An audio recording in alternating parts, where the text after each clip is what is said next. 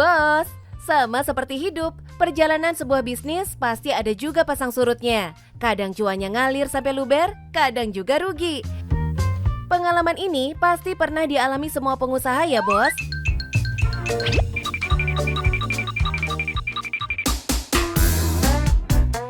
Tapi kalau ruginya terus-terusan nih, hati-hati loh, bisa jadi tanda awal kebangkrutan tuh, Bos.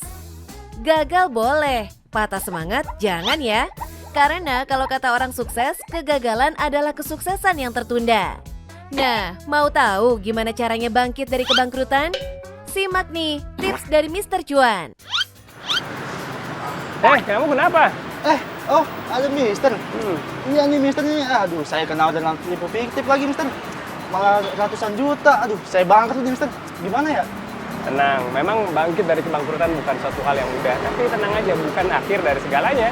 Dulu Mister juga sama, pernah punya bisnis laundry sampai 7 cabang, tapi akhirnya bangkrut. Pernah bikin brand kuliner sampai 7 brand loh dibangun, tapi gagal lagi, tapi bangkit lagi, gagal lagi, bangkit lagi. Jadi tenang aja, ada solusi dan tipsnya bagaimana caranya bisa bangkit dari kebangkrutan. Bos, jika kalian mengalami kesulitan atau kegagalan bahkan sampai kebangkrutan, jangan khawatir. Mister ada 5 cara bagaimana caranya bisa kita bangkit dari kebangkrutan. Yang pertama, terima dulu hasilnya. Yakinlah bahwa kegagalan bukan akhir dari segalanya. Tapi kegagalan mungkin bisa untuk evaluasi dan kita belajar. Yang kedua, evaluasi, Bos. Coba dicek dulu apa sih penyebabnya kita bangkrut. Jangan-jangan faktor eksternal atau bahkan internalnya kita yang masih belum rapi. Yang kedua, atur keuangannya, Bos. Harus tahu dulu nih, kita masih punya tabungan apa enggak. Kalau nggak punya tabungan, harus dilihat mana aset-aset kita yang tidak produktif. Mungkin bisa dijual. Karena kenapa? Hidup akan terus bergulir, Bos. Jadi pastikan kita punya dana darurat untuk itu. Nah, yang ketiga, kita harus benar-benar bisa membangun ulang kepercayaan. Kenapa? Karena ketika kita bangkrut, kepercayaan diri kita secara pribadi, kepercayaan dari supplier, dari pelanggan, itu pasti krisis. Kita coba jelaskan apa penyebabnya kita bangkrut, dan yang paling penting adalah apa rencana kita ke depannya. Agar diri kita percaya diri, customer-nya pun juga paham, dan supplier-supplier pun mau support kita lagi. Jadi pastikan, kasih tahu rencana kita ke depannya.